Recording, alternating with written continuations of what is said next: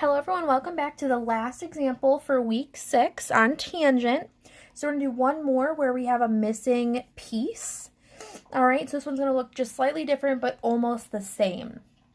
Alright, so we have to find what x is. So tangent is opposite over adjacent.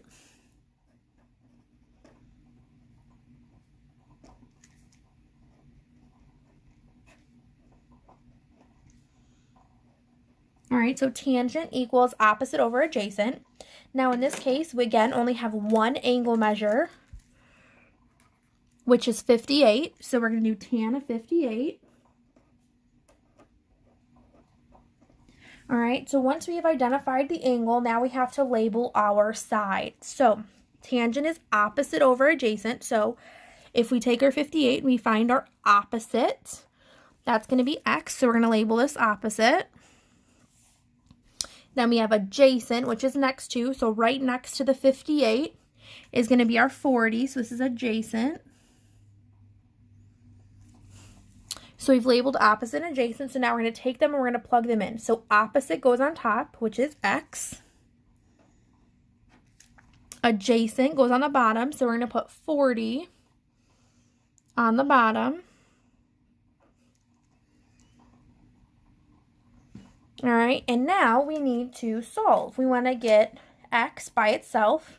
So in this case, we have over 40. So we have to get rid of this 40. And so in order to get rid of the 40, what we're going to do is we're going to multiply. Since this is like division by 40, we're going to multiply both sides by 40. So those 40s cancel. And you are left with 40 tangent of 58 equals x. So in the calculator, we're going to type in 40 tangent 58. So we pull out our calculator. In our calculator, we're going to write just like this appears, 40. You're going to hit your tangent button, and then you're going to type in 58. Hit enter. So in this case, x equals 64.0.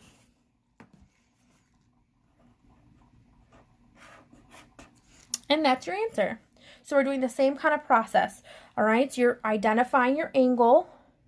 You're labeling your sides, opposite and adjacent, plugging them into the tangent function. And then our goal is to get x by itself. So if the number, whatever's in the bottom, we multiply on both sides. And in this case, x is already by itself, so you just do 40 tangent 58 in your calculator, and you get your answer. So you have 3 of these I would like you to do, 11, 12, and 13, to where you can find x for all 3. Go ahead, hit pause, try 11, 12, and 13, and then unpause to see if you did these correctly.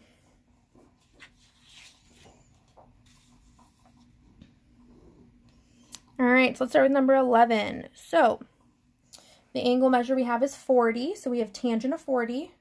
We labeled our sides opposite or across from here.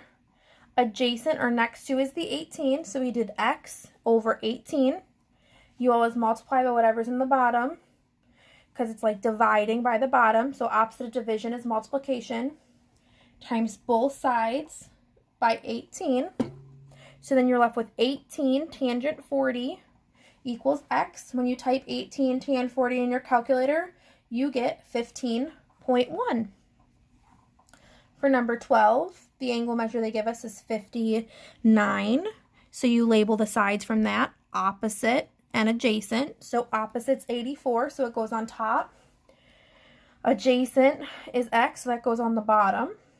So you always multiply by whatever's in the bottom. So we times both sides by x. So you're left with x tan 59 equals 84. But we just want x. We're not there yet, so we got to get rid of tan 59. So we divide both sides by tan 59. So in your calculator, you're going to type in 84 divided by tangent 59, and you get 50.5. Last one, number 13. The angle measure they give us is 70. So we label our sides opposite and adjacent, opposite, across from, adjacent, next to. So we have tangent 70 equals opposite, which is x, over the adjacent, which is 3. You multiply whatever's in the bottom, so we multiply both sides by 3. You're left with 3 tan 70 equals x. So in your calculator, type 3 tangent 70, and then x equals 8.2. So this is the last example for this week, so you should be able to do all the homework and the performance task at this point. If you have any questions, please let me know. Reach out anyway, but have a great day.